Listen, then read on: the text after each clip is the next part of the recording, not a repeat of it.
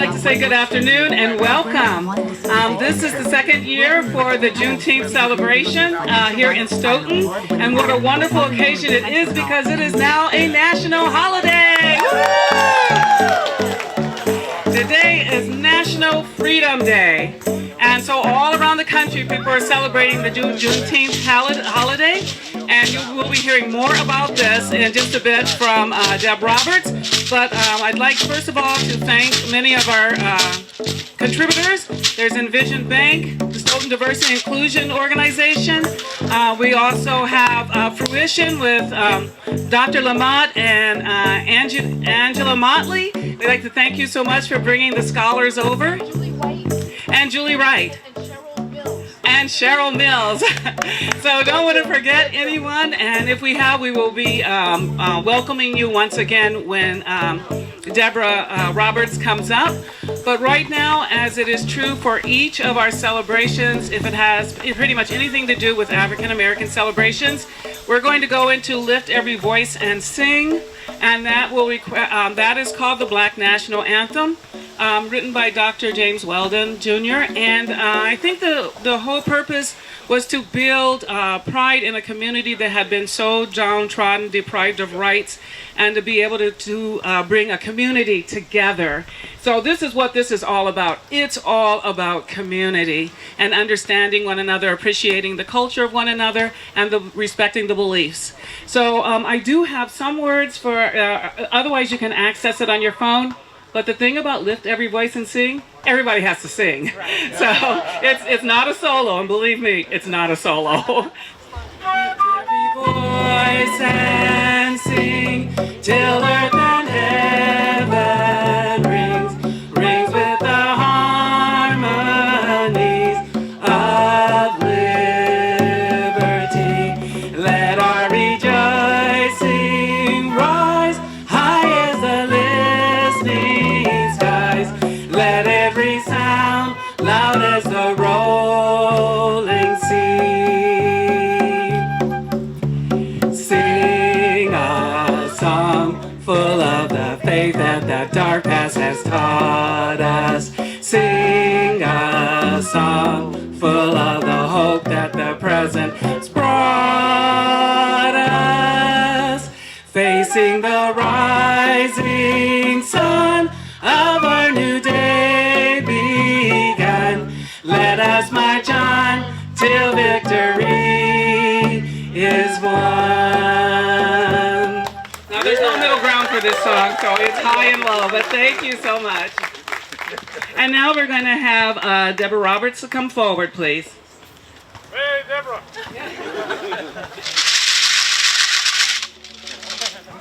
Hello, everyone. Can everyone hear me? Okay. Yes. Thank you. Thank you so much for joining our event this year. When I was asked, what do I think of Juneteenth? One of the things I think of is Rosa Parks.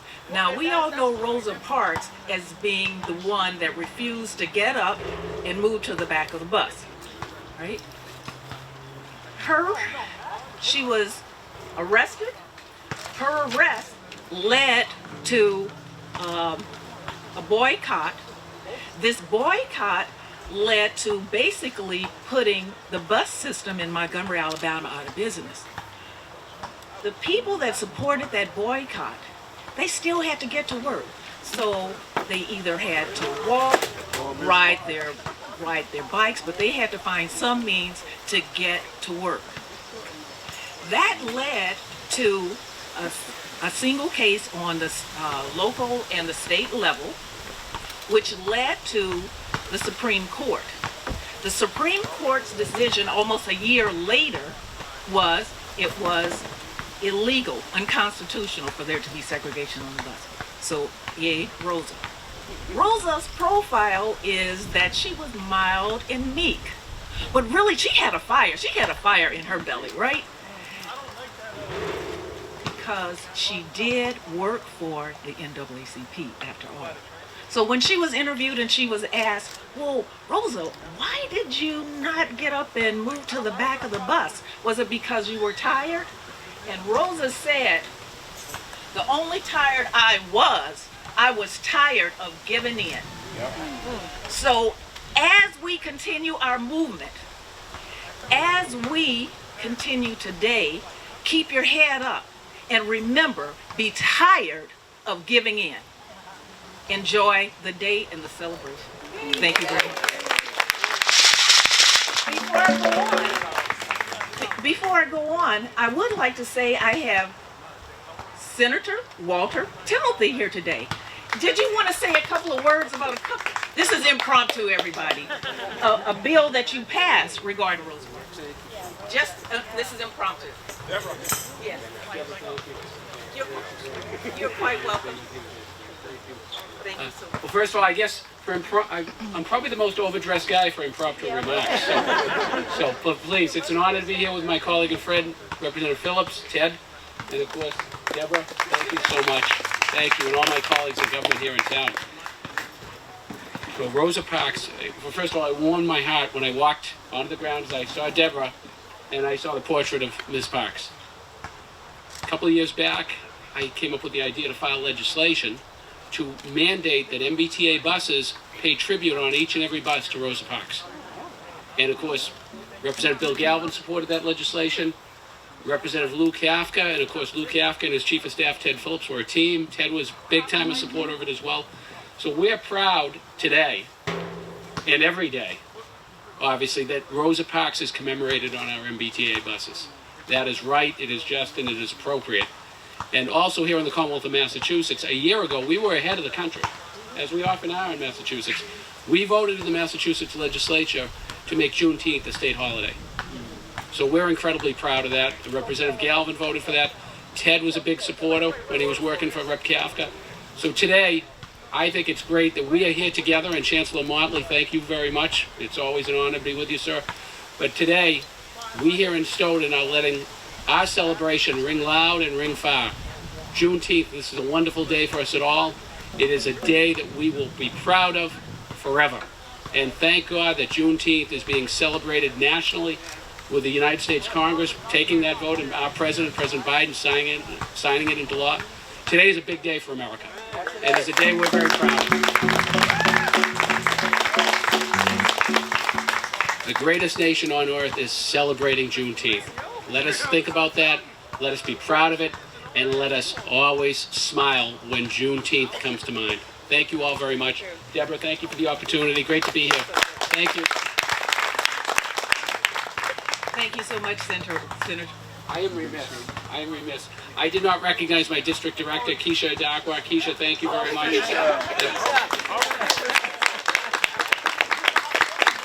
Thank you very much, Keisha.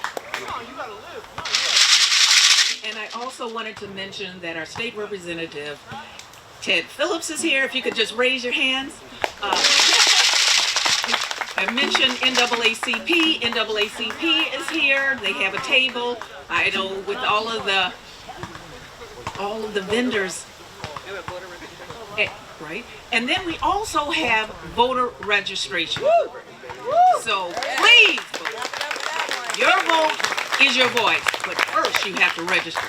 And I will turn the mic back to Karma. Thank you. All right, just a couple of things. There is a raffle that's over in this direction, and the proceeds will go, the donations will go to the NAACP. There's also a snack table for donations as well, and also to the NAACP. Just make certain you make the rounds and be generous. We have plenty of businesses, minority-owned or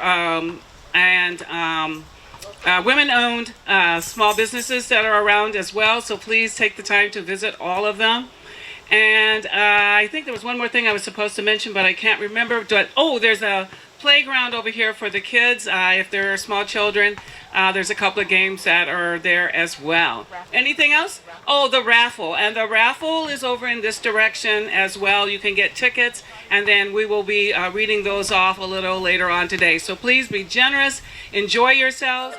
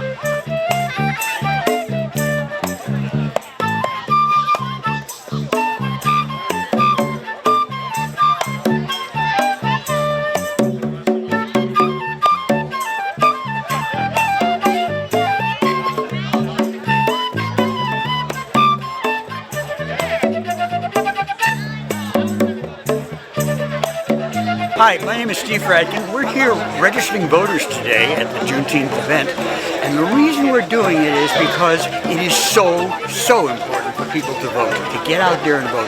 Without your voice, it isn't we the people. So if you're not registered to vote, go out and register right away. And if you are registered to vote, please vote.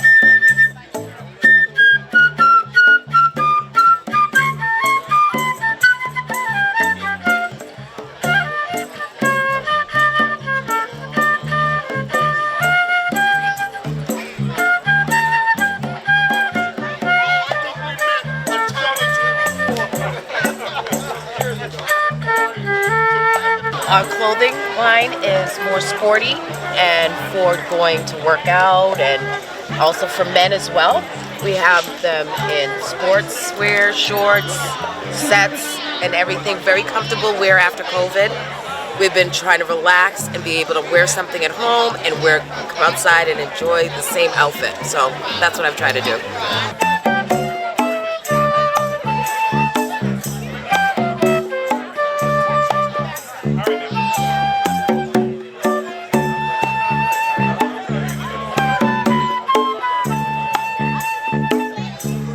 This is leadership development resources. These are different ways of developing leaders, equipping individuals, and as well as professionals in their communication styles and skill sets, helping people to not just communicate but also connect.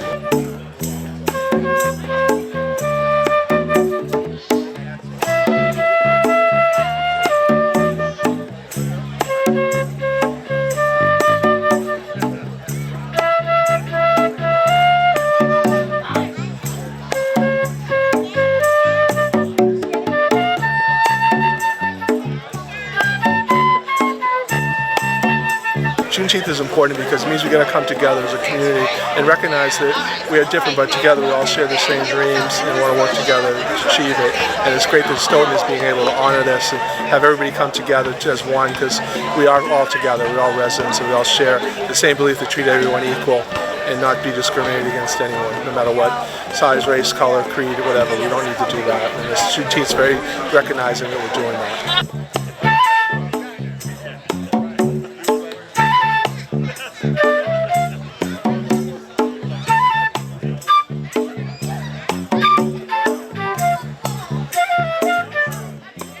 She is a junior at Boston College. She graduated from Stoughton High School, and she is going. Yes, clap for that. And like I said, now she's a junior at Boston College, and she is going to come and spend some time talking to us about the meaning of Juneteenth. So, Kamina, please come on up.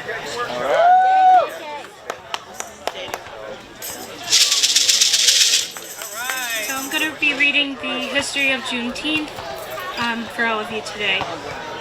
Juneteenth is also known by other names like Freedom Day, Jubilee Day, Liberation Day, and Emancipation Day. It is a holiday celebrating the emancipation of those individuals who had been enslaved in the United States. Juneteenth is now celebrated annually on June 19th throughout the United States, and that is why we are here today in Halloran Park. We are here to commemorate the anniversary date of the June 19, 1865, that proclaimed freedom from slavery in Texas. Slavery in Texas and the other states in rebellion were outlawed by President Abraham Lincoln's Emancipation Proclamation a year and a half earlier. However, there were no Union troops in Texas due to it being the most remote slave state to enforce the proclamation. In the late 1970s, the Texas legislature declared Juneteenth a holiday of significance, becoming the first state to launch Juneteenth as a state holiday. In 1979, the Texas legislature passed a bill to officially make Juneteenth a state holiday on January 1st, 1980. Since this time, Juneteenth has become more widely celebrated and recognized. Case in point, Juneteenth is a state holiday here in Massachusetts, and today we are going to celebrate and pay honor to those who came before us.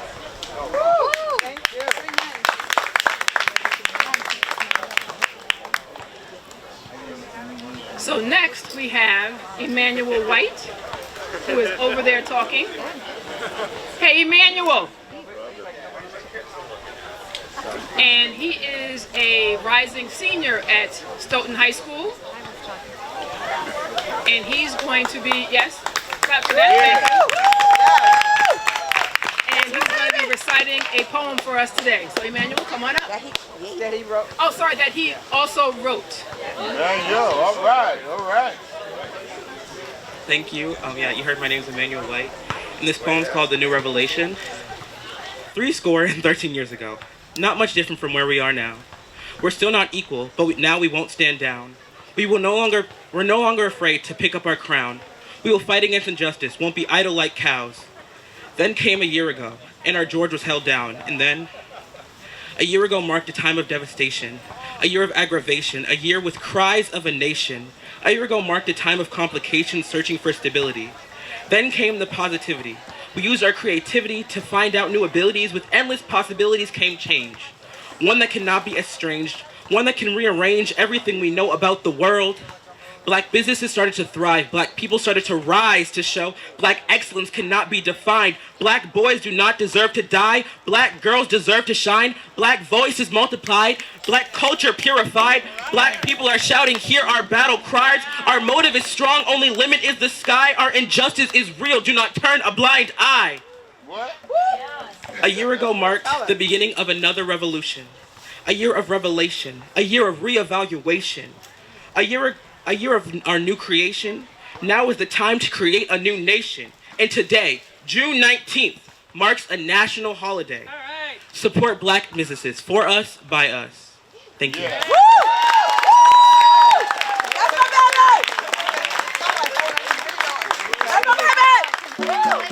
Thank you, Emmanuel. And was it Kamina? Thank you so much. Our youth, this is our future. We need so many more to stand up. Thank you so much. I have a correction to make because I always believe you just do it until you get it right, right? So lift every voice and sing. And yes, I did know this. Thank you, Dr. Motley, for letting me out on that one. It was written by Dr. James Weldon Johnson. And now we have an ensemble that will be playing for us. And Steve, can you tell us about your members and your ensemble, please? Well, thank you very much. This is really a treat to be doing this. On bass we have Max Whiting, and Max and I have known each other for decades. We played for many years in a 50s rock band. We've always wanted to do some jazz together, and this gave us an opportunity. And Sharon Moss and I have known each other for 5 or 6 years, and we play in about 5 bands together. That's not nearly enough, is it? So anyway, we're going to do a couple of spirituals. They have a real connection to this history because they were used as songs that had code in them, that by changing the words, messages could be delivered, you know, that the masters didn't notice how many slaves would leave, where they'd meet. So in playing this music instrumentally, I think of that history, even though it's more abstract doing history. So we're going to do 2 of those old spirituals, Deep River and Children Go Where I Send Thee.